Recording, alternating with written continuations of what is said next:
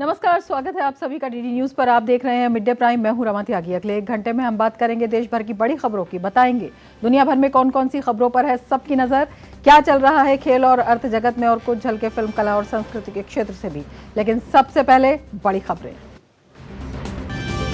प्रधानमंत्री नरेंद्र मोदी ने उत्तराखंड के रुद्रपुर में चुनावी जनसभा में कहा, देवभूमि के ध्यान से ही सदा धन्य हो जाता हूं, दी गारंटी। कहा, लोगों की तपस्या नहीं जाएगी बेकार। पीएम राजस्थान में भी करेंगे चुनावी रैली। लोकसभा चुनाव के लिए प्रचार अभियान तेज, बीजेपी के कई नेताओं का रोड शो। भाजपा ने ओडिशा विधानसभा चुनाव के लिए जारी की 112 उम्मीदवारों की सूची। कांग्रेस, लेफ्ट सहित विभिन्न दलों के नेता कर रहे हैं प्रचार।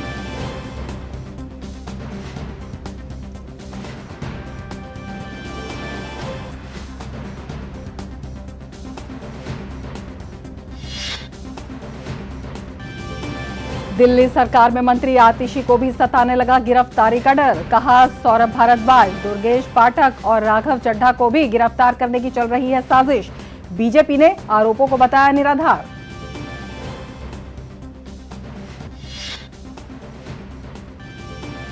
राउज एवेन्यू कोर्ट में मनीष सिसोदिया की जमानत पर सुनवाई। ईडी को अरविंद केजरीवाल की गिरफ्तारी के खिलाफ आज दिल्ली हाई कोर्ट में देना है जवाब।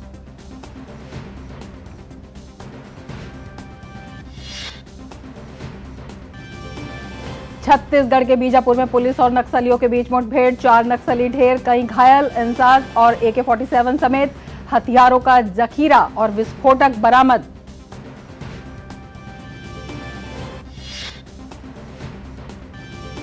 और इजराइल में अल जजीरा चैनल के प्रसारण पर रोक। प्रधानमंत्री नेतन्याहू ने बताया आतंकी चैनल। कहा, इजरायली सुरक्षा को नुकसान पहुंचाने और इजराइल के खिलाफ हिंसा भड़काने में थी बड़ी भूमिका। और अब खबरों पर विस्तार से नजर।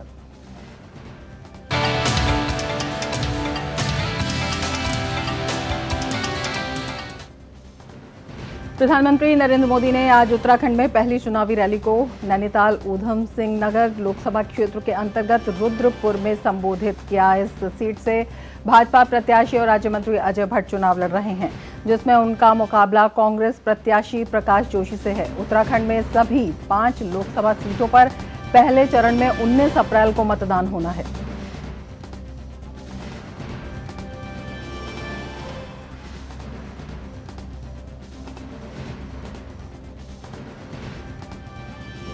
और इंडी गठबंधन ने अपने इरादे दिखा दिए हैं। कांग्रेस के शाही परिवार के शाहजादे ने ऐलान किया है कि अगर देश ने तीसरी बार बीजेपी सरकार को चुनी, आग लग जाएगी। 60 साल तक देश पर राज करने वाले 10 साल सत्ता से बाहर क्या रह गए, अब देश में आग लगाने की बात कर रहे हैं। क्या ये आग लगाने की बात आपको मंजूर है? क्या इस देश को आग लगाने देंगे? प्रधानमंत्री नरेंद्र मोदी आज राजस्थान के चुनावी दौरे पर भी होंगे, जहां वो जयपुर ग्रामीण लोकसभा क्षेत्र के कोटपुतली से चुनावी प्रचार अभियान का आगाज करेंगे। प्रधानमंत्री बीजेपी की ओर से स्टार प्रचारक हैं, लिहाजा पार्टी के पक्ष में वो मतदाताओं से वोट की अपील करेंगे। प्रधानमंत्री भाजपा उम्मीदवार राव राजेंद्र सिंह के समर्थन में एक जनसभा को संबोधित करेंगे। राजस्थान में लोकसभा चुनाव 2 चरणों में 19 और 26 अप्रैल को होंगे। और कोटपुतली से और ज्यादा जानकारी के साथ हमारे संवाददाता राजेश राज हमारे साथ जुड़ रहे हैं। राजेश, किस तरह की रणनीति राजस्थान में बीजेपी की?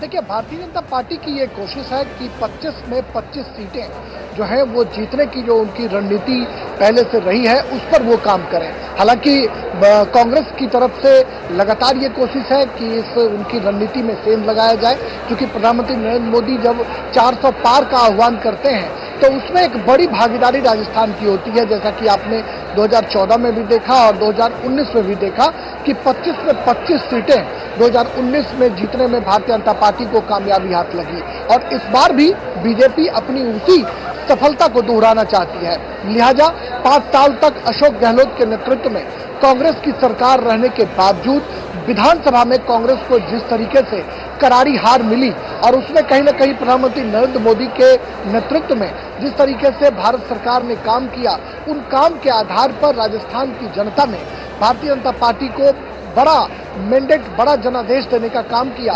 उससे उत्साहित होकर बीजेपी हर हाल में चाहती है कि जो उनका 25 सीटों पर सफलता के झंडे गाड़ने का जो उनका सिलसिला रहा है वो इस बार भी दोहराया जाए। कांग्रेस की तरफ से लगातार ये कोशिश है कि कांग्रेस उसमें सेंध लगाए। कांग्रेस के पास पाने के लिए सब कुछ है, खोने के लिए कुछ भी नहीं है, क्योंकि कांग्रेस पहले से ही 0 का आंकड़ा छू चुकी है। इस ऐसे में कांग्रेस अगर कुछ सीटों पर किला फतह करने की कोशिश करती है तो उनकी एक बड़ी कामयाबी होगी। हालांकि पार्टी को अंतर कलह से काफी जूझना पड़ा है और आपने देखा कि किस तरीके से अशोक गहलोत और सचिन पायलट के बीच लगातार 5 साल तक सत्ता में बने रहने के बावजूद सत्ता संघर्ष का बेजोड़ उदाहरण जो है, बेजोड़ नमूना राजस्थान में देखने को मिलता रहा।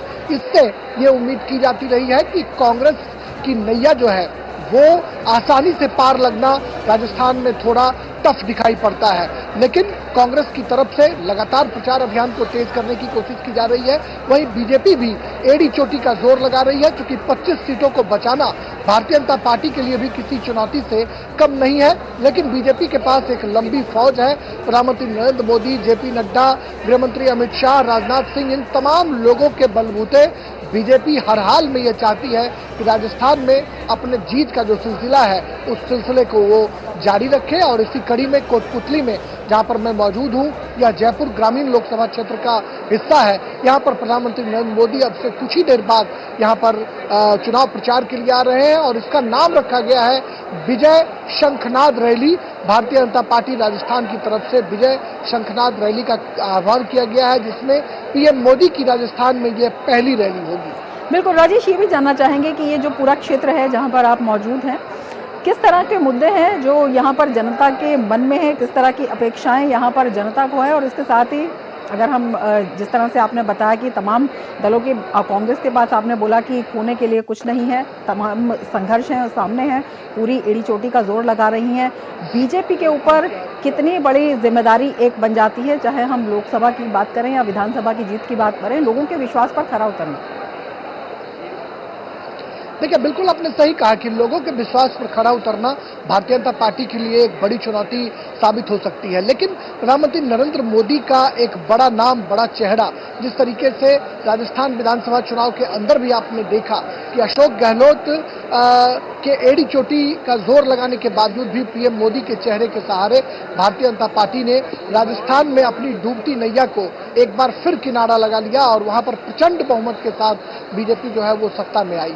तो ऐसे में हम कह सकते हैं कि पीएम मोदी के कार्य और डबल इंजन की जो सरकार है, राजस्थान और केंद्र सरकार दोनों ने मिलकर जो काम करने का वायदा जनता से किया है, इसी वायदे के आधार पर भारतीय जनता पार्टी जनता से जनादेश मांग रही है कि अगर हम केंद्र में तीसरी बार चुनकर आते हैं तो राजस्थान का और भी विकास जो है वो तेजी से किया जाएगा। आपने कहा कि मुद्दों की बात की, तो यह जो कोटपुतली का जो इलाका है, यह जिला नया जिला बना है। जयपुर ग्रामीण के कुछ हिस्से जो हैं वो इसमें आते हैं जयपुर के, और अलवर से सटा हुआ ये इलाका है, कहीं ना कहीं हाईवे से कनेक्टेड है और निश्चित तौर पर हाईवे से कनेक्टेड होने का लाभ इस इलाके में विकास के रूप में देखा जा सकता है। और कहीं ना कहीं विकास ही एक बड़ा एजेंडा है जो कांग्रेस के जो लोग हैं वो भी कहीं ना कहीं अशोक गहलोत सरकार में जो अच्छे काम किए गए उसको गिनाने की कोशिश कर रहे हैं, जबकि बीजेपी डबल इंजन सरकार के बूते जिस तरीके से राजस्थान और केंद्र सरकार, बिल्कुल ऐसे में प्रधानमंत्री की जनसभा पर सबकी नजर सफलता बनी हुई है। राजेश, आप नजर बनाए रखें। फिलहाल शुक्रिया पूरी जानकारी के लिए। और अब बात कर लेते हैं ताजा खबर की।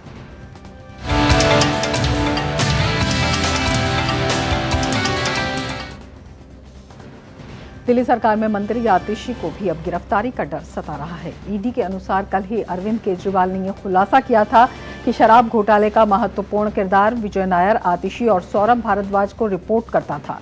इस खुलासे के बाद कल ही आतिशी ने कहा था कि वो आज सुबह 10 बजे सनसनीखेज बात सबके सामने रखेंगी और आज उन्होंने प्रेस कॉन्फ्रेंस के जरिए कहा कि आने वाले 2 महीने में लोकसभा चुनाव से पहले आम आदमी पार्टी के 4 और नेताओं को गिरफ्तार कर लिया जाएगा।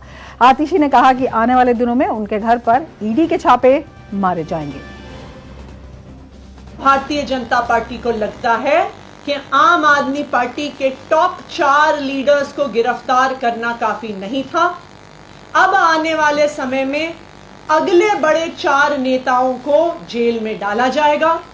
मुझे जेल में डाला जाएगा, सौरभ भारद्वाज को जेल में डाला जाएगा, दुर्गेश पाठक को जेल में डाला जाएगा और राघव चड्ढा को जेल में डाला जाएगा। मुझे ये बताया गया कि आने वाले कुछ ही दिनों में मेरे पर्सनल रेजिडेंस पे ईडी की रेड होगी। ना सिर्फ मेरे घर में ईडी की रेड होगी, मेरे रिश्तेदारों, मेरे परिवार वालों के घर में रेड होगी। उसके बाद हम सब लोगों को समन्स भेजे जाएंगे और समन्स के कुछ ही समय बाद हमें गिरफ्तार किया जाएगा। आम आदमी पार्टी नेता आतिशी के बयान पर पलटवार करते हुए भाजपा सांसद मनोज तिवारी ने कहा है कि जब अरविंद केजरीवाल ने ही अपनी पार्टी के नेताओं का नाम लिया है तो इसमें भाजपा क्या करे। उन्होंने आप नेता आतिशी के बयान को पूरी तरह निराधार बताया। जब अरविंद केजरीवाल ने ही कह दिया कि इन दोनों की भी जांच होनी चाहिए तो उसके बाद कुछ बच नहीं जाता। इसमें बीजेपी क्या है? अरविंद केजरीवाल बीजेपी के तो नहीं है। उन्होंने आपका नाम लिया है आतिशी जी, और नाम लेने के पीछे जो मैं समझता हूं, अरविंद चाहते हैं उनकी पत्नी सीएम बने, आप चाहती हैं आप सीएम बने, सौरभ भारद्वाज चाहते हैं सौरभ बने। तो उन्होंने तो कह दिया कि अब हम जा रहे हैं तो तुम लोग भी अंदर आओ, जो बाहर रहेगा वो चलाएगा, क्योंकि जेल से सरकार तो नहीं चल सकती। उधर भाजपा नेता बांसुरी स्वराज ने कहा कि दिल्ली के मुख्यमंत्री अरविंद केजरीवाल ने ईडी के सामने खुद ही आतिशी और सौरभ भारद्वाज के नाम का खुलासा किया है। उन्होंने आतिशी के बयान को पूरी तरह से निराधार बताया। माननीय मंत्री आतिशी जी के बयान से उनकी बौखलाहट और उनकी झुंझलाहट परिलक्षित होती हैं। दरअसल कल माननीय मुख्यमंत्री अरविंद केजरीवाल जी ने जांच का रुख आतिशी जी और माननीय मंत्री सौरभ भारद्वाज जी की तरफ कर दिया है। तो अगर जांच की आंच उनके यहाँ जाती है या पहुंचती है तो इसके लिए पूरी तरह जिम्मेदार हैं माननीय मुख्यमंत्री अरविंद केजरीवाल जी। आतिशी जी मन घड़ंत आरोप लगा रही हैं। मैं उनको चैलेंज करती हूं कि नाम उजागर करिए। भारतीय जनता पार्टी को माननीय मंत्री आतिशी जी की बिल्कुल जरूरत नहीं है। और आप ये देखिए ये कैसा दोषारोपण कर रहे हैं। अब आतिशी जी जांच की आंच का रुख दुर्गेश पाठक जी और राघव चड्ढा जी की तरफ भी कर रही हैं। बीजेपी की राष्ट्रीय प्रवक्ता शाजिया इल्मी ने आप नेता और दिल्ली सरकार में मंत्री आतिशी के आरोपों पर करारा पलटवार किया। डीडी न्यूज से बातचीत में शाजिया इल्मी ने कहा कि आतिशी के आरोपों में कोई सच्चाई नहीं है। शाजिया इल्मी मौजूद है, भाजपा की प्रवक्ता है। एक बड़ा आरोप अब लगाया है आतिशी मनलीला ने। देखिए, इस तरह के आरोप कोई नए नहीं हैं। जिस तरह से आतिशी का और सौरभ का नाम सामने आ रहा है और इस बात को खुद तस्दीक किया है अरविंद केजरीवाल ने और इसके बारे में बाकायदा बयान दर्ज है विजय नायर की तरफ से कि वो रिपोर्ट करते थे, तो खलबली मची हुई है। आतिशी जी अपने को बचाने के लिए और अपनी मान्यता पार्टी में बना के रखने के लिए इस तरह की बातें रख रही हैं। अगर वाकई में उनके इल्जामों में कोई सच्चाई होती तो आप बताइए वो पुलिस के पास क्यों नहीं गई, क्यों उन्होंने एफआईआर लॉन्च नहीं की, क्यों कोई भी सबूत या प्रमाण नहीं दिए, क्यों किसी भी नेता का नाम नहीं लिया। प्रेस कॉन्फ्रेंस की आतिशी ने, उसमें उन्होंने कहा कि उनके जो 4 नेता हैं, आतिशी, सौरभ भारद्वाज, दुर्गेश पाठक और राघव चड्ढा, एक एक करके इनको जेल में भेजने की तैयारी है और ये एक संकेत दिया जा रहा है कि भाजपा में आ जाए, नहीं तो फिर उनको जेल भेज दिया जाए। देखिए, जिसने चोरी की है और जिसकी चोरी पकड़ी गई है वो तो ऐसी बात कह रहा है। जब मनीष सिसोदिया की गिरफ्तारी होनी थी, जब कागजात सारे सामने आ गए थे, तो मनीष सिसोदिया ने क्या कहा, मुझे लगता है मेरे खिलाफ गिरफ्तारी होगी। जब अरविंद केजरीवाल जी 9 समन्स को ठुकरा कर नहीं जा रहे थे, उन्हें डर था ना इसी बात का। आतिशी और सौरभ क्योंकि जानते हैं कि वो फंसने वाले हैं और गाज गिरने वाली है, और गाज कहां से गिर रही है? उन्हीं के लोगों से, विजय नायर से और अरविंद केजरीवाल से। और इसीलिए वो अपने को बचाने में लगे हैं और इस तरह के झूठे इल्जाम लगा रहे हैं। आप कह रहे हैं कि पार्टी टूटने वाली है, केजरीवाल के नेतृत्व को क्या आम आदमी पार्टी में चुनौती मिल रही है, ये आप इशारा कर रही हैं? नहीं, क्योंकि केजरीवाल जी गए हैं जेल में और सब जानते हैं अंदर की असलियत क्या है, और उन्हें पता नहीं है वो कब निकल कर आएंगे। और जिस तरह की उन्होंने हिंट दे दी है इन दो बड़े नेताओं पर जो बाकायदा सरकार को चला रहे हैं, इसको लेकर बहुत ही आप कहिए अनसर्टेनिटी है, जानते नहीं है, बहुत ही अस्थिरता बनी हुई है कि आगे क्या होगा। तो केजरीवाल ही तो एक लीडर थे जिनको सब मानते थे। अब क्या भगवंत मान को लोग मानेंगे? आतिशी सौरभ को तो मान नहीं सकते, क्योंकि एक बहुत बड़ा सवालिया निशान लग गया है। केजरीवाल तो जेल में, लेकिन अभी तक त्यागपत्र नहीं दिया मुख्यमंत्री पद से। इतनी बेशर्मी की बात है, और हमारे देश में पहली बार, हमारे देश के इतिहास में ऐसा पहली बार होगा जब कोई मुख्यमंत्री जिस पर इतने गंभीर इल्जाम लगे हैं, जो गिरफ्तारी में भी जेल के अंदर से सरकार चलाना चाहता है, और बेहयाई ऐसी कि इस्तीफा नहीं देता। और एक और बात, जयललिता जी को पर जब इल्जाम लगे थे और बाकायदा आय से अधिक संपत्ति को लेकर जब वो गिरफ्तारी उनकी हुई थी, 48 घंटे तो उन्होंने सरकार चलाई थी, उसके बाद उन्होंने त्यागपत्र दिया था। बहुत बहुत धन्यवाद साजिया इल्मी। उनका कहना है कि दरअसल आतिशी के पास कुछ कहने को है नहीं, इसलिए इस तरह के आरोप लगा रहे हैं, और उनके आरोपों में कोई सच्चाई नहीं है। अगर सच्चाई होती तो उन्हें सबसे पहले पुलिस कंप्लेन करनी चाहिए थी। कैमरामैन राहुल के साथ शैलेंद्र मिश्र, डीडी न्यूज, दिल्ली। और आइए अब आपको ले चलते हैं बीजेपी की प्रेस वार्ता में। उनके नेताओं से कुछ सवाल पूछूंगा और उसके बाद जो भ्रष्टाचार के खिलाफ एक ईमानदार प्रधानमंत्री श्री नरेंद्र मोदी जी ने एक लड़ाई छेड़ी है कि ये दो विचारधाराओं की लड़ाई है। एक तरफ सारे कट्टर बेईमान, पापी, भ्रष्टाचारी जिनको न्यायालयों से कोई राहत नहीं मिल रही, वो खड़े हैं। दूसरी तरफ एक ईमानदार प्रधानमंत्री, 140 करोड़ जनता, वो पाई पाई का हिसाब मांग रही है। सबसे पहला सवाल जो अरविंद केजरीवाल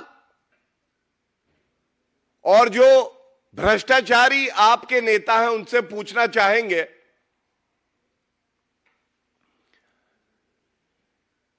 ये जो न्यायालय जाते हैं अरविंद केजरीवाल, और अब आप गिनिएगा,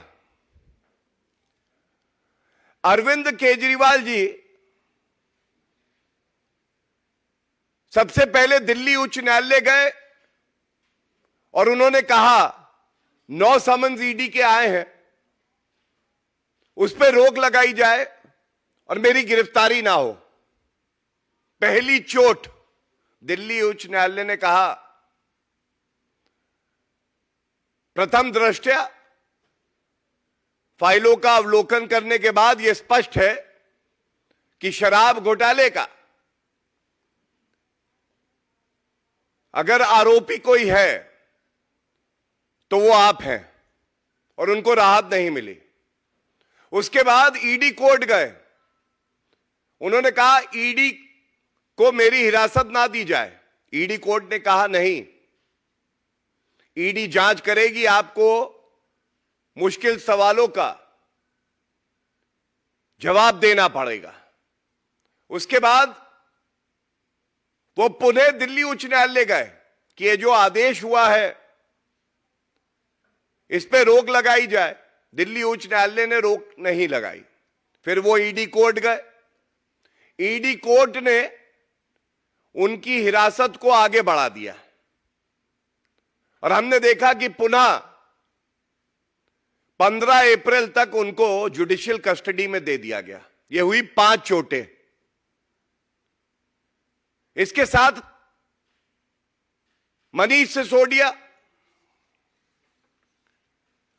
सिसोदिया 14 महीने से जेल में है। ईडी कोर्ट ने बेल नहीं दी, दिल्ली हाई कोर्ट ने बेल नहीं दी, सुप्रीम कोर्ट ने बेल नहीं दी, रिव्यू पिटीशन फाइल किया।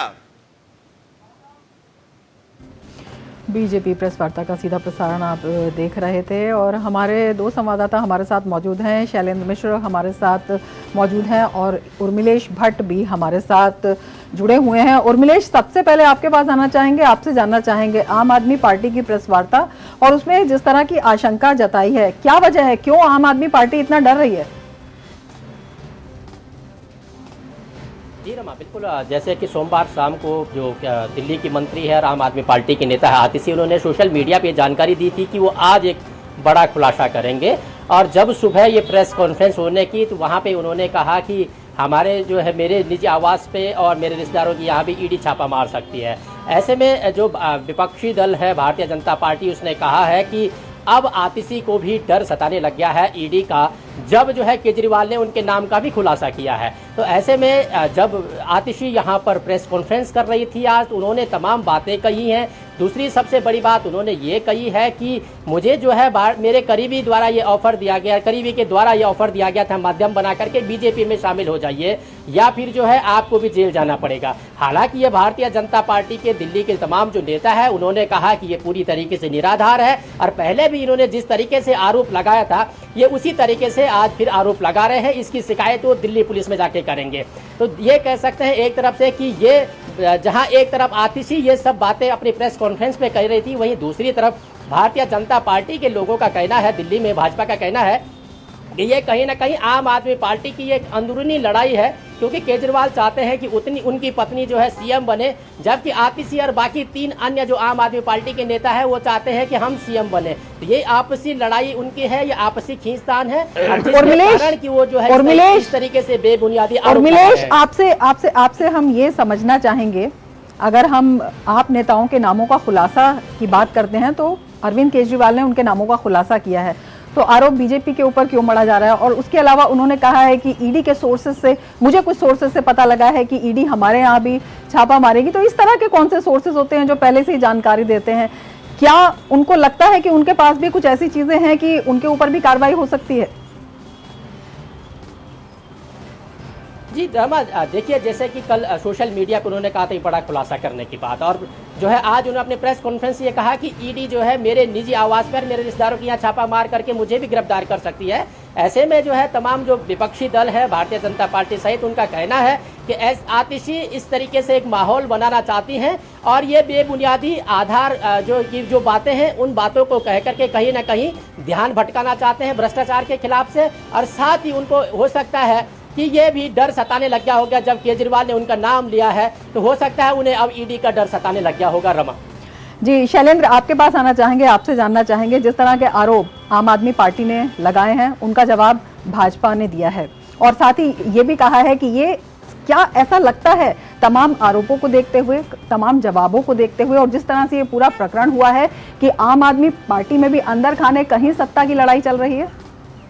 देखिए, बीजेपी का तो यही कहना है कि आम आदमी पार्टी में अरविंद केजरीवाल के बाद कौन अगुवाई करेगा, इसको लेकर एक अंदर संघर्ष है।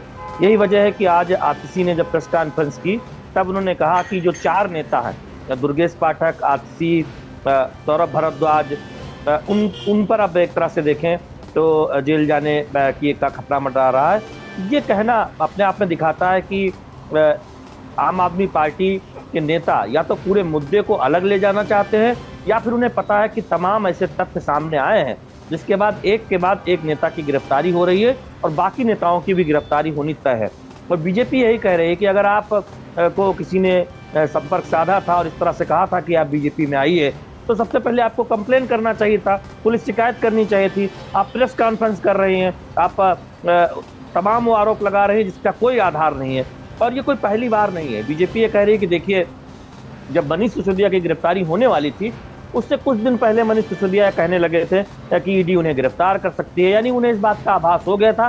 तो ऐसे में जरूर कुछ ऐसी सूचनाएं और तथ्य सामने आए जिस पर ये नेता इस बात को लेकर या तो फिर डर रहे हैं या एक बहाना बनाने की वजह से बीजेपी पर निशाना साध रहे हैं। अब बीजेपी 2 सवाल पूछ रही है। पहला सवाल तो ये कि क्या सुनीता केजरीवाल के आगे किए जाने से आम आदमी पार्टी के बाकी नेताओं में कुछ असहज वो दिखते हैं कि सुनीता केजरीवाल यानी अब करप्शन के बाद वंशवाद को आगे बढ़ाने का काम अरविंद केजरीवाल और उनकी पार्टी कर रही है। और दूसरी बात जो बीजेपी पूछ रही है कि अरविंद केजरीवाल कब आखिर इस्तीफा देंगे। अब तो जेल भी चले गए हैं, क्या उनमें कोई शर्म बची है कि मुख्यमंत्री पद से उन्हें त्यागपत्र देना चाहिए?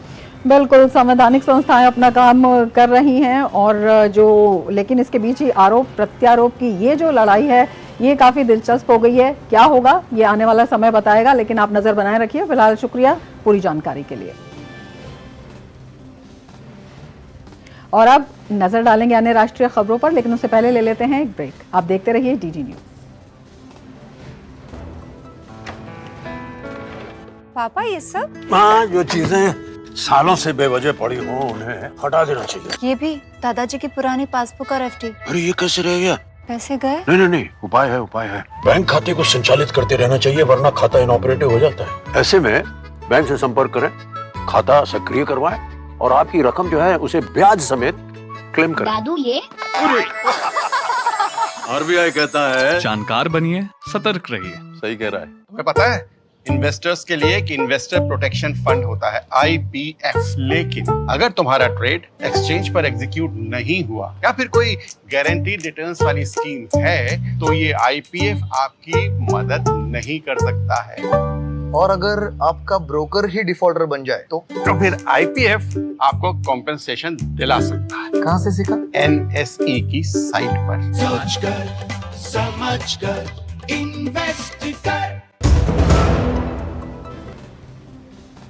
ब्रेक के बाद फिर से आपका स्वागत है और मिड डे प्राइम में अब बात करते हैं 24 की चुनौती की।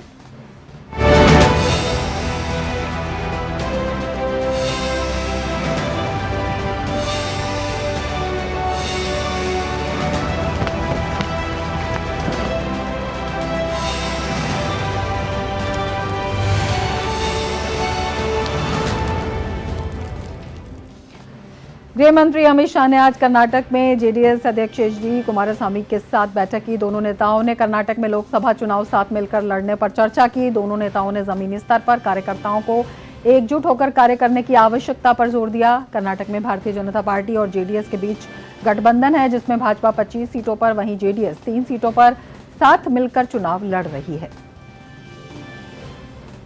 राष्ट्रीय लोक जनशक्ति पार्टी के राष्ट्रीय अध्यक्ष और पूर्व केंद्रीय मंत्री पशुपति कुमार पारस ने आज भाजपा अध्यक्ष जेपी नड्डा से उनके दिल्ली आवास पर मुलाकात की। पशुपति पारस के साथ समस्तीपुर से सांसद प्रिंस राज भी मौजूद रहे। भाजपा अध्यक्ष ने कहा कि एनडीए सदस्य के नाते पशुपति जी ने प्रधानमंत्री नरेंद्र मोदी जी के नेतृत्व में लगातार अच्छे कार्य किए। साथ ही उन्होंने कहा कि आने वाले चुनाव में भी हमारा गठबंधन मजबूती से बना रहेगा और उनकी पार्टी बिहार में एनडीए के सभी 40 उम्मीदवारों का पूर्ण समर्थन करेगी और जीत सुनिश्चित करने में हर संभव सहयोग देगी।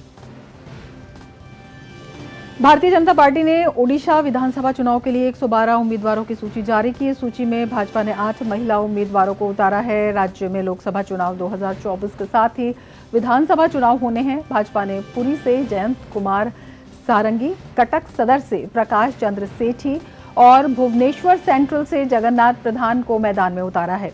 ओडिशा बीजेपी प्रमुख मनमोहन सामल चंदबली से और मनोज कुमार मेहर जूनागढ़ से चुनाव लड़ेंगे।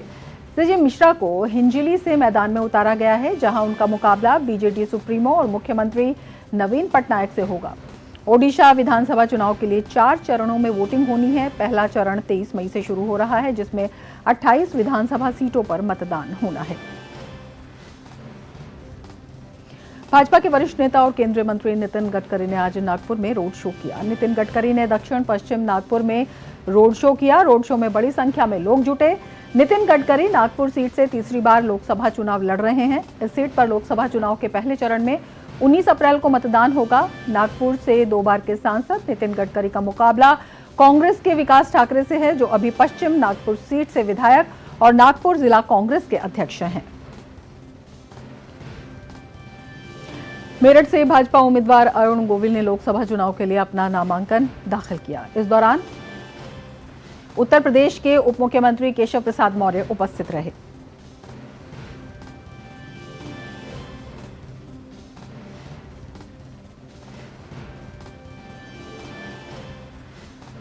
लोकसभा चुनाव के दूसरे चरण के लिए राजनांदगांव सीट से कांग्रेस प्रत्याशी भूपेश बघेल ने नामांकन दाखिल कर दिया है। इस दौरान नेता प्रतिपक्ष चरणदास महंत मौजूद रहे।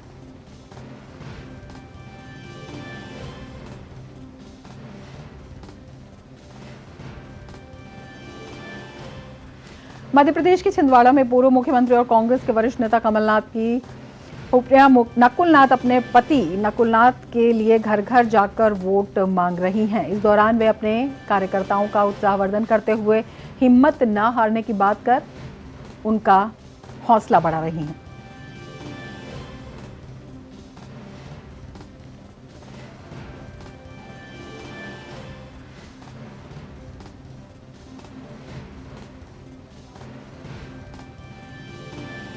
बिहार की सारण सीट से आरजेडी प्रत्याशी और लालू प्रसाद की बेटी रोहिणी आचार्य चुनाव मैदान में पहली बार ताल ठोक रही हैं। आज उन्होंने अपनी मां राबड़ी देवी से आशीर्वाद लेकर प्रचार अभियान शुरू किया है।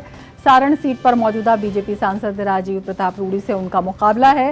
रोहिणी ने दावा किया है कि बिहार में इस बार सभी 40 सीट पर महागठबंधन की जीत होगी।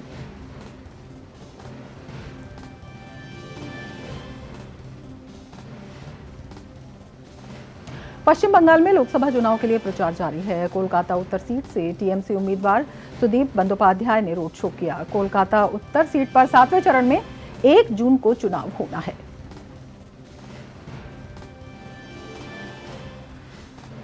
उत्तर प्रदेश के मुख्यमंत्री और भाजपा के वरिष्ठ नेता योगी आदित्यनाथ ने कहा कि पीएम मोदी के नेतृत्व में दुनिया में भारत का सम्मान बढ़ा है। पीलीभीत में प्रबुद्ध सम्मेलन को संबोधित करते हुए योगी आदित्यनाथ ने कहा कि 2014 के बाद देश में काफी प्रगति हुई है। आपने 2014 के पहले के भारत को भी देखा है और 2014 के बाद के भारत को भी। 2024 में जो हम हैं, दुनिया के अंदर भारत का सम्मान बढ़ा है। दुनिया के अंदर जो भारतीय रहता है आज बड़े गर्व से कहता है कि मैं भारत का निवासी हूं। लोग पूछते हैं कौन कहां से, तो लोग कहते हैं हम उस भारत के निवासी हैं जिसको दुनिया का सबसे लोकप्रिय राष्ट्रनेता श्री नरेंद्र मोदी जिस देश को नेतृत्व दे रहे हैं।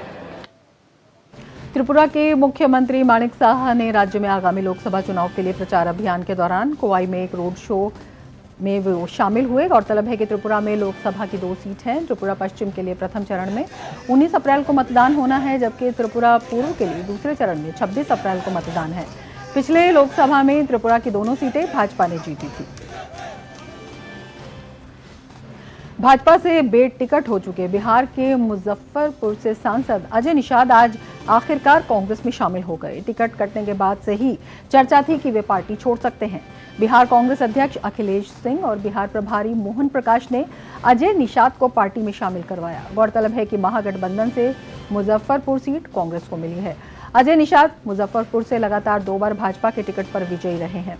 इस बार भाजपा ने राजभूषण चौधरी को मुजफ्फरपुर से अपना प्रत्याशी घोषित किया है। शीर्ष नेतृत्व का आभार, खासकर माननीय राहुल जी का आभार प्रकट करता हूं कि उन्होंने मुझे मौका दिया है पार्टी को मजबूत करने के लिए। मैं पार्टी ज्वाइन कर रहा हूं और पार्टी कैसे मजबूत हो, कांग्रेस कैसे मजबूत हो, उस पर मैं दिन रात काम करूँगा। माकपा नेता सुभाषिनी अली ने कांग्रेस नेता राहुल गांधी के वायनाड से चुनाव लड़ने पर कहा कि कांग्रेस भाजपा के खिलाफ संयुक्त लड़ाई लड़ने का दावा कर रही है, लेकिन राहुल गांधी भाजपा के गढ़ उत्तर प्रदेश की बजाय केरल से चुनाव लड़ रहे हैं। उन्होंने सवाल पूछा कि राहुल गांधी वायनाड से चुनाव लड़कर क्या संदेश देना चाहते हैं। कांग्रेस पार्टी ये दावा कर रही है कि भारतीय जनता पार्टी के खिलाफ जो संयुक्त संघर्ष है उसका नेतृत्व वो कर रहे हैं। तो जो उनके सबसे बड़े नेता हैं वो केरला में क्यों चुनाव लड़ रहे हैं जहां पर भारतीय जनता पार्टी से लड़ाई है ही नहीं। उनको लड़ाई लड़नी चाहिए उत्तर प्रदेश से, जहां सबसे बड़ा गढ़ है भारतीय जनता पार्टी का, और वहां अगर वो परास्त करते हैं भारतीय जनता पार्टी के दिग्गजों को तो उसका बहुत बड़ा असर पड़ेगा। तो ये जो है उनको सोचना चाहिए कि वायनाड से लड़ करके वो क्या संदेश दे रहे हैं। चुनाव आयोग ने 6 राज्यों आंध्र प्रदेश, बिहार, महाराष्ट्र, उड़ीसा, उत्तर प्रदेश और पश्चिम बंगाल में सामान्य और पुलिस के विशेष पर्यवेक्षक भेजे हैं। इसके अलावा 5 राज्यों आंध्र प्रदेश, कर्नाटक, उड़ीसा, तमिलनाडु और उत्तर प्रदेश में स्पेशल एक्सपेंडिचर ऑब्जर्वर तैनात किए गए हैं, जबकि आयोग की मंशा की स्पेशल ऑब्जर्वर के माध्यम से अत्यंत जरूरी जानकारी हासिल की जाए और पूरे इलाके में नजर बनाई जाए ताकि सभी राजनीतिक दलों को चुनाव में एक समान अवसर प्राप्त हो सके। तो 24 की चुनौती में फिलहाल इतना ही।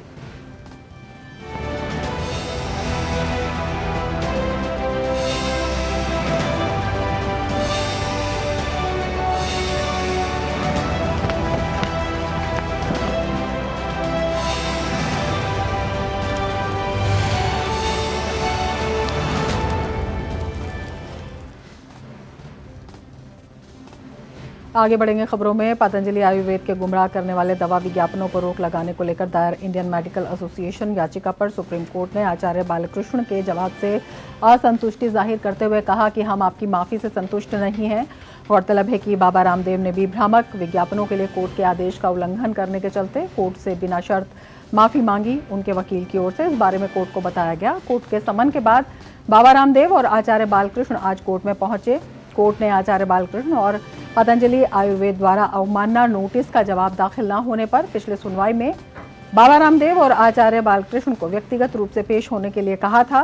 सुप्रीम कोर्ट ने सुनवाई में कहा कि आपने यहां कोर्ट में अंडरटेकिंग दी कि दवाइयों के विज्ञापन नहीं छापे जाएंगे, लेकिन इसके बावजूद पतंजलि विज्ञापन छापता रहा। कोर्ट ने 10 अप्रैल को होने वाली अगली सुनवाई में बाबा रामदेव और आचार्य बालकृष्ण दोनों को कोर्ट में मौजूद रहने को कहा है और 1 हफ्ते के अंदर बेहतर हलफनामा दायर करने का आखिरी मौका दिया है।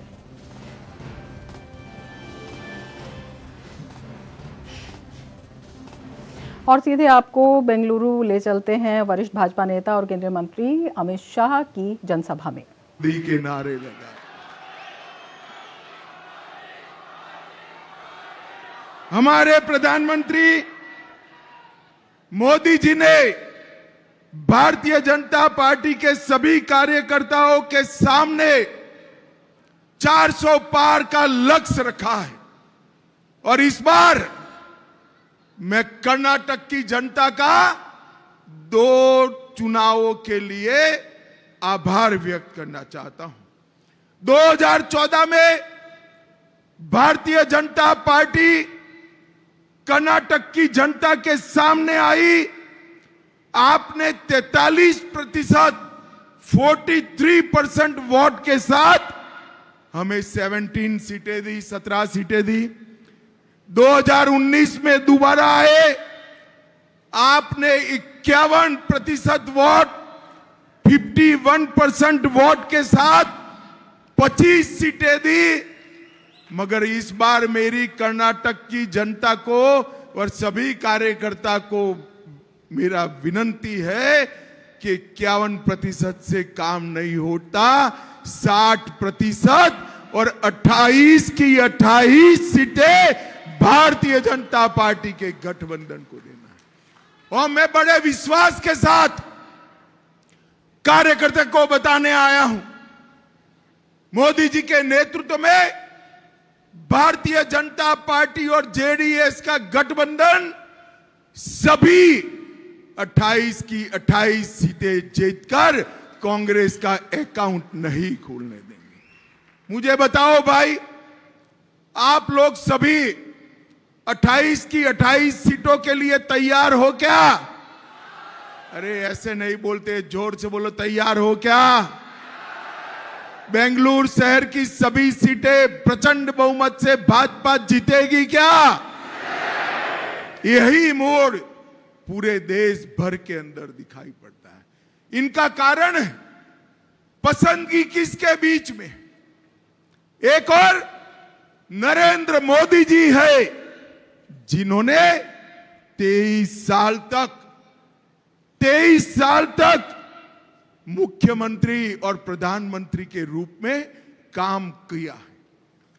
23 साल तक, और 23 साल में विरोध पक्ष वाले मोदी जी पर 25 पैसे का भ्रष्टाचार का आरोप नहीं लगा पाए। मोदी जी ने 23 साल तक पारदर्शिता के साथ, ट्रांसपेरेंसी के साथ इस देश को एक एग्जाम्पल सेट करने का काम किया है। और दूसरी ओर एक घमंडिया गठबंधन, इंडी अलायंस, ये भ्रष्टाचारियों का कुनबा। कांग्रेस शासन में 12 लाख करोड़ रुपए का घोटाला भ्रष्टाचार हुआ। 10 साल मनमोहन सोनिया की सरकार में 12 लाख करोड़ का भ्रष्टाचार हुआ। डीके शिव कुमार जी को तो भ्रष्टाचार से परहेज ही नहीं। मगर मैं जानता हूं कर्नाटक की जनता भ्रष्टाचार को पसंद नहीं करती। मैं एक के बाद एक घोटाला बोलता हूं। मुझे बताओ भाई, कोल ब्लॉक का घोटाला किसने किया? जोर से बोलो, किसने किया? कॉमनवेल्थ का घोटाला किसने किया? 2G का घोटाला किसने किया? हिमाचल में सेब की बिक्री में घोटाला किसने किया? INX मीडिया का घोटाला किसने किया? एयरसेल का घोटाला किसने किया? अंतरिक्ष देवास का घोटाला किसने किया? लैंड फॉर जॉब का घोटाला किसने किया? जम्मू कश्मीर क्रिकेट एसोसिएशन का घोटाला किसने किया? एम्ब्रेयर डील में घोटाला किसने किया? हॉक एयरक्राफ्ट का घोटाला किसने किया? अगस्ता वेस्टलैंड हेलीकॉप्टर का घोटाला किसने किया? अब ये 12 लाख करोड़ के घपले घोटाले भ्रष्टाचार करने वाली कांग्रेस मोदी जी के साथ स्पर्धा।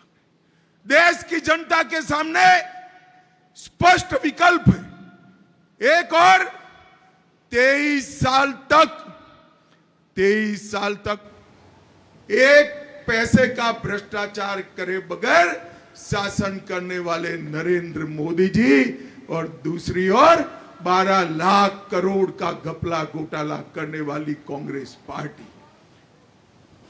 बेंगलुरु से आप सीधा प्रसारण देख रहे थे और अब रुख करते हैं कुछ अन्य खबरों का। शराब घोटाला मामले में दिल्ली के पूर्व उप मुख्यमंत्री मनीष सिसोदिया को आज राउज एवेन्यू कोर्ट में पेश किया गया। दिल्ली के शराब घोटाला मामले में आरोपी मनीष सिसोदिया की जमानत याचिका पर आज राउज एवेन्यू कोर्ट में अहम सुनवाई हुई। मनीष सिसोदिया के वकील ने कोर्ट में दलील दी कि सिसोदिया की भूमिका को लेकर जांच पूरी हो चुकी है और अब हिरासत में रखने का कोई औचित्य नहीं है। 6 अप्रैल को मनीष सिसोदिया की जमानत याचिका पर कोर्ट आगे सुनवाई करेगा। फिलहाल मनीष सिसोदिया अभी तिहाड़ जेल में बंद है। आबकारी नीति मामले में आप नेता संजय सिंह की जमानत याचिका पर सुनवाई करते हुए सुप्रीम कोर्ट ने प्रवर्तन निदेशालय से पूछा है कि संजय सिंह 6 महीने जेल में रह चुके हैं, क्या ईडी अब भी उन्हें हिरासत में रहने दिए जाने के पक्ष में है? ईडी 2 बजे इस पर जवाब देगी। कांग्रेस नेता राहुल गांधी के खिलाफ मानहानि केस में आज उत्तर प्रदेश के सुल्तानपुर की विशेष अदालत में सुनवाई होगी। इससे पहले वकीलों की हड़ताल के कारण इस मामले की सुनवाई टाल दी गई थी। भाजपा नेता विजय मिश्रा ने गृह मंत्री अमित शाह के खिलाफ कथित आपत्तिजनक टिप्पणी के लिए राहुल गांधी के खिलाफ मानहानि की शिकायत पर शिकायत दायर की थी। यह मामला अगस्त 2018 में दायर किया गया था। पिछले साल दिसंबर में अदालत ने राहुल गांधी के खिलाफ वारंट जारी किया था। इसके बाद राहुल गांधी ने पिछले 20 फरवरी को अपनी भारत जोड़ो न्याय यात्रा को अमेठी में रोक दिया और अदालत पहुंचे, जहां उन्हें जमानत मिल गई थी। तमिलनाडु में कथित अवैध रेत खनन घोटाला मामले में सुप्रीम कोर्ट के समन के बावजूद ईडी के सामने पेश नहीं होने पर तमिलनाडु के 5 जिलाधिकारियों को फटकार लगाई है। जस्टिस बेला एम त्रिवेदी की बेंच ने कहा, इससे पता चलता है कि कलेक्टरों के मन में कोर्ट या कानून या संविधान के प्रति कोई सम्मान नहीं है। हालांकि लोकसभा चुनाव को देखते हुए कोर्ट ने इन अधिकारियों को तमिलनाडु में मतदान के बाद ईडी के सामने पेश होने को कहा है। अब 25 अप्रैल को ईडी के सामने पेश होना होगा। कोर्ट ने चेतावनी दी कि अगर वे पेश नहीं होते हैं तो सख्त कार्रवाई की जाएगी। इससे पहले सुप्रीम कोर्ट ने फरवरी में मद्रास हाईकोर्ट के आदेश पर रोक लगा दी थी। सुप्रीम कोर्ट 6 मई को इस मामले में दोबारा सुनवाई करेगा। और अब बड़ी खबर छत्तीसगढ़ से। छत्तीसगढ़ के बीजापुर में सुरक्षा बलों को बड़ी सफलता मिली है। सुरक्षा बलों ने 4 नक्सलियों को ढेर कर दिया है, वहीं 7 नक्सली घायल हो गए हैं। सुरक्षा बलों की टीम बीजापुर जिले में नक्सल प्रभावित क्षेत्र गंगालूर इलाके में निकली थी। इसमें DRG, CRPF, COBRA Bastar fighters, Bastariya battalion और सीए के जवानों की संयुक्त टीम शामिल थी। इसी दौरान सुरक्षा बलों की नक्सलियों से मुठभेड़ हो गई। सुरक्षा कर्मियों ने कई हथियार भी बरामद किए, जिसमें इंसास, एलएमजी और AK-47 जैसे ऑटोमेटिक हथियारों को बरामद किया गया।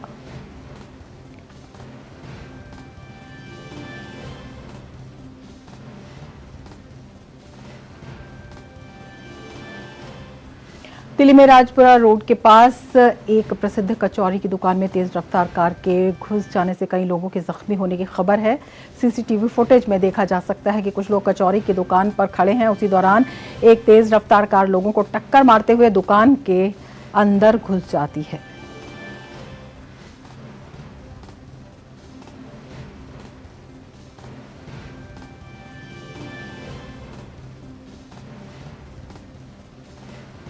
उत्तर प्रदेश में कानपुर के कबाड़ के गोदाम में भीषण आग लग गई। दमकल विभाग की गाड़ियां मौके पर पहुंची और राहत और बचाव का कार्य जारी है। इस हादसे में किसी बड़े नुकसान की कोई खबर नहीं है।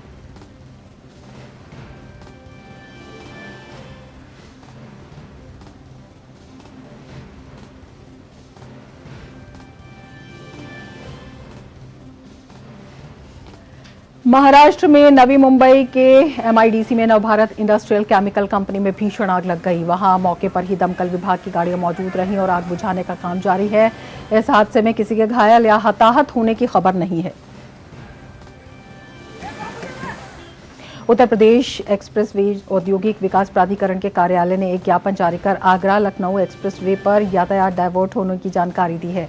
कार्यालय ने सोशल मीडिया एक्स पर बताया कि भारतीय वायुसेना द्वारा एक्सरसाइज गगन शक्ति के अभ्यास के लिए आगरा लखनऊ एक्सप्रेसवे पर बने एयर स्ट्रिप को इस्तेमाल में लिए जाने को ध्यान में रखते हुए आज सुबह 8 बजे से 11 अप्रैल को दोपहर 12 बजे तक आगरा लखनऊ एक्सप्रेसवे के रेंज 230+600 से चैनेज 244+400 के बीच सड़क यातायात को सर्विस रोड के माध्यम से डाइवर्ट किया गया है। यदि आपका भी प्लान आगरा लखनऊ एक्सप्रेसवे से यात्रा करने का है तो घर से निकलने से पहले यातायात अपडेट पर नजर रखें।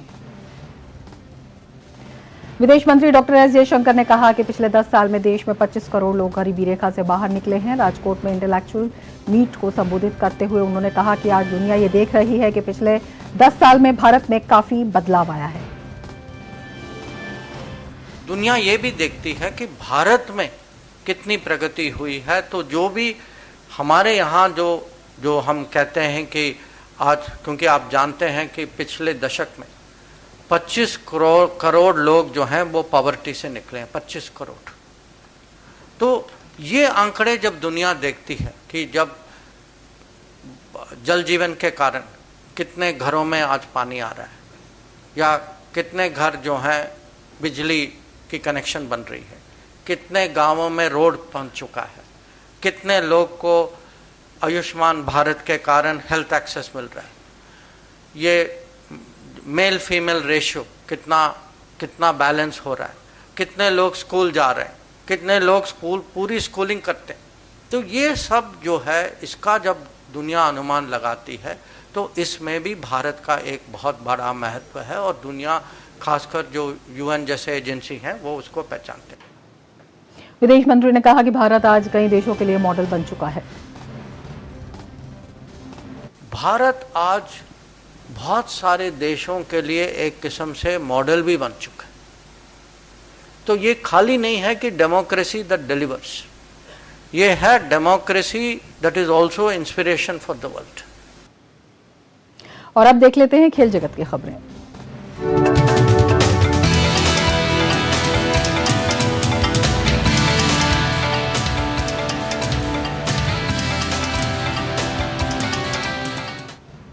और गौरव हमारे साथ जुड़ चुके हैं खेल की खबरों के साथ। गौरव, क्या कुछ खास आज खेल की दुनिया में?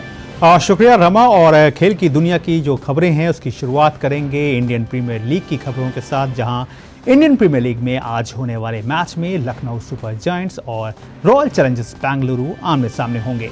अपने पिछले मैच में लखनऊ ने पंजाब किंग्स को मात दी थी, वहीं RCB को पिछले मैच में कोलकाता के खिलाफ हार का मुंह देखना पड़ा था।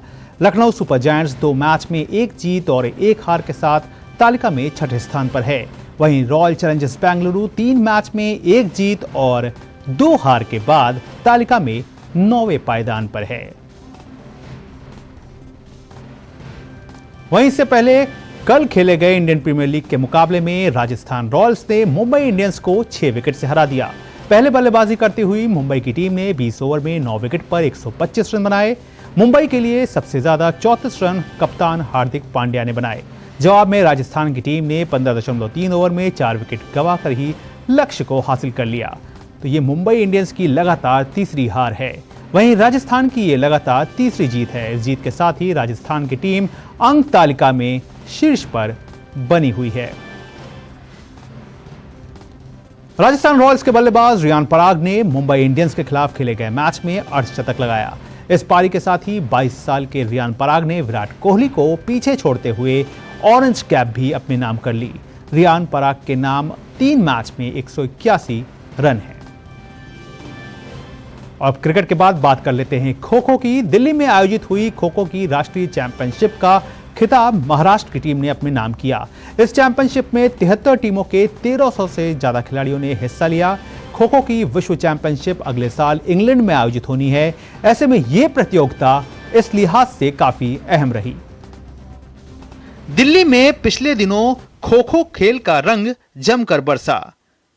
56वीं राष्ट्रीय चैंपियनशिप में विभिन्न राज्यों के खिलाड़ियों ने अपनी प्रतिभा का लोहा मनवाया और इस खेल में अपनी श्रेष्ठता को साबित करने की हर एक रणनीति पर खुद को खरा उतारा।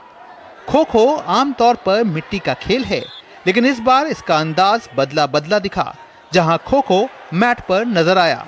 वैसे राष्ट्रीय चैंपियनशिप में महाराष्ट्र का दबदबा पुरुष और महिला दोनों वर्ग में दिखा, लेकिन बड़ी बात यह रही कि इस खेल को लेकर जिस तरह का जुनून और रोमांच खिलाड़ियों के साथ साथ दर्शकों के सिर चढ़कर बोला, वह बेहद सराहनीय रहा। खो खो फेडरेशन के अध्यक्ष सुधांशु मित्तल के मुताबिक खो खो का खेल देश में एक नई ऊंचाई ले रहा है और आने वाले समय में यह एक वृहद रूप में नजर आएगा। भारत सरकार का बहुत आभार है, प्रधानमंत्री जी का। उन्होंने देश की माटी के खेलों को जो विश्व भर में पहुंचाने का बीड़ा उठाया है, उसी के चलते आज ये खेल 37 देशों में खेला जाता है और उनके उत्साह से, उनके प्रोत्साहन से हम इसको विश्व स्तरीय गेम बनाने में सफल होंगे। वहीं खिलाड़ियों ने भी माना कि उनके लिए इस तरह का मंच उन्हें आगे बढ़ाने में बेहद सार्थक साबित हुआ है। अभी तो हम लोग ने बहुत अच्छी प्रैक्टिस की है, इसलिए हम लोग इतने बड़े लेवल पे जीते हैं। बहुत अच्छा लग रहा है और बहुत मुझे खुशी की बात है कि हम लोग इतने जीते। ये बहुत हमारे लिए प्लेटफॉर्म ज़रूरी था, क्योंकि बहुत साल से खो खो एक बेस में था। अभी उनको ग्लैमर जो मिला है उसकी वजह से सारे प्लेयर्स एक पूरे इंडिया में छा गए, पूरे इंडिया में अभी नॉन प्लेयर हो चुके हैं।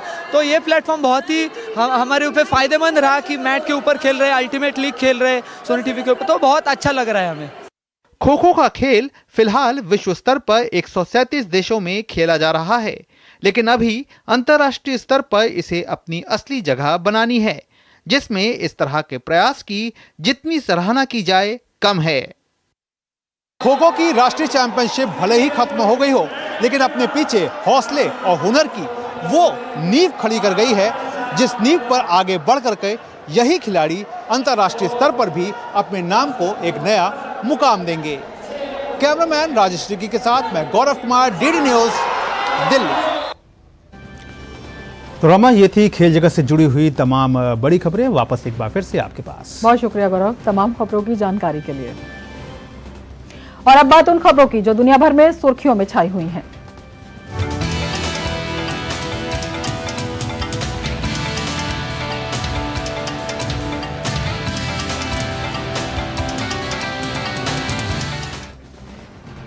गाजा के दीर अल बला इलाके में हवाई हमले में गैर सरकारी संस्थान के 7 लोगों की मौत हो गई। हमास ने दावा किया कि इस हमले में मारे गए लोगों में विदेशी नागरिक भी शामिल हैं। मारे गए लोगों में पोलैंड, ऑस्ट्रेलिया और ब्रिटेन के नागरिकों के साथ एक फिलिस्तीनी नागरिक भी शामिल है। इजराइल की सेना ने कहा कि दुखद घटना की परिस्थितियों को समझने के लिए बड़े स्तर पर समीक्षा कर रहे हैं।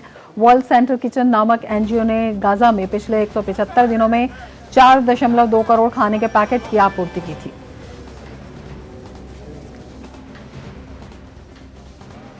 इजराइल के प्रधानमंत्री बेंजामिन नेतन्याहू ने देश में समाचार चैनल अल जजीरा के प्रसारण पर रोक लगा दी है। संसद द्वारा कल एक कानून पारित करने के बाद नेतन्याहू ने आतंकी चैनल को बंद करने का संकल्प जताया।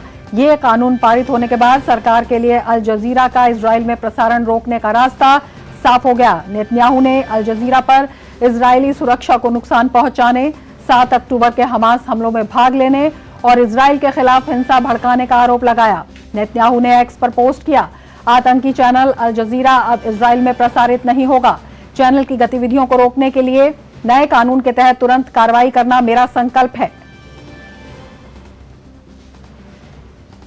सीरिया में कल लगातार हुए हवाई हमलों में दमिश्क में ईरानी दूतावास के हमल प्रभाग को नुकसान पहुंचा है। सीरिया के अधिकारियों और सरकारी मीडिया ने इजराइल पर इन हमलों का आरोप लगाया है।